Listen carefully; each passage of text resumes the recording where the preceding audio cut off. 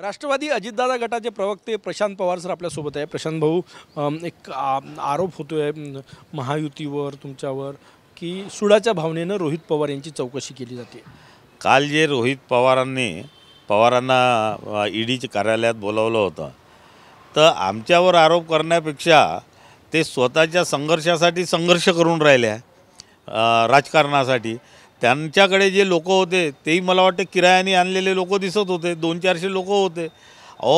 मोठ्या पवार साहेबांचा नातू आणि राष्ट्रवादी काँग्रेस पक्षाचे प्रदेश अध्यक्षही नव्हते, पवार साहेबांचा मानसपुत्रही तिथे आलेला नव्हता आणि कोणीच राष्ट्रवादी काँग्रेसचे आमदार नव्हते, कोणीच नव्हते, फक्त एकटे सुप्रियाताई आणि माननीय शरद पवार साहेब होते। याच्यावरूनच कळतं की शरद पवार साहेबांची राष्ट्रवादी काँग्रेस पार्टी हे रोहितदादाला मान्य करण्याकरता तयार नाही आहे। कशावरून तुम्ही म्हणता? ते कार्यकर्ते होते तिथं त्या ठिकाणी आणि त्यांचा आरोप आहे की हे सगळं सुडातून राजकारण होतं। नाही, कार्यकर्ते किती होते? 200-300 कार्यकर्ते होते। अर्ध्या लोकांना तर हेच माहीत नव्हतं, ते फक्त रोहितदादा आगे बढो, रोहितदादा आगे, बस याच्यावर काहीच बोलत नव्हते। एकच दादा, रोहितदादा, म्हणजे त्यांना माहीतच नव्हतं। जर ओरिजिनल यांचे कार्यकर्ते असते, भाड्याचे कार्यकर्ते आरोप करतात, 100% भाड्याचे कार्यकर्ते होते, याच्यात काही वाद नाही। भाड्याचे कार्यकर्ते होते म्हणूनच कोणतेच राष्ट्रवादी काँग्रेस पक्षाचे आमदार किंवा प्रदेशाध्यक्ष तिथं आले नाही, असा माझा थेट आरोप आहे। फक्त हे एक इव्हेंट मॅनेजमेंट होतं त्यांचं। कोण कोण आले नाही असं म्हणायचं आहे तुम्हाला? प्रदेश अध्यक्ष जयंत पाटील साहेब नव्हते, माननीय अनिल देशमुख साहेब नव्हते, शरद पवार साहेबांचे मानसपुत्र जितेंद्र आव्हाड नव्हते, जे नेहमी टी व्ही चॅनलवर दिसतात, नेहमी प्रत्येक इव्हेंटमध्ये दिसतात, ते इव्हेंट मॅनेजरच कोणी नव्हते यावेळेस। तर ते म्हणतात की टार्गेट केलं जात आहे विरोधी पक्षातल्या आमदारांना। नाही, टार्गेट कशाला करणार आहे? जो कोणी ज्याच्यात म्हणजे उलटे सरळ धंदे केले असतील तर तो कुठं ना कुठं प्रूफ सोडून जातो ना।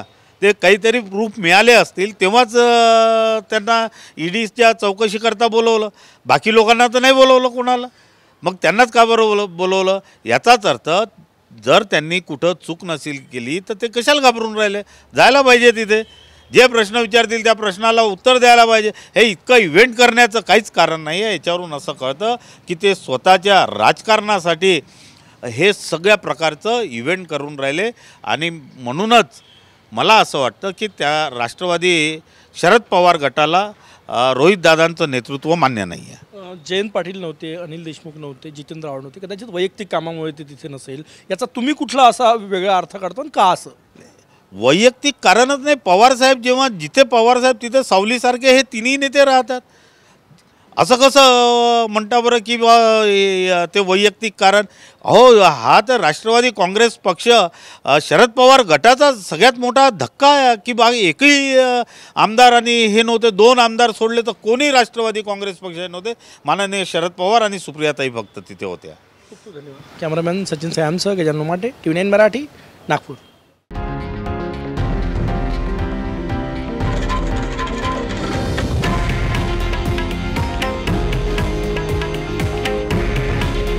हे आहे देशातील नंबर 1 न्यूज नेटवर्क आणि आपण पाहत आहात TV9 मराठी।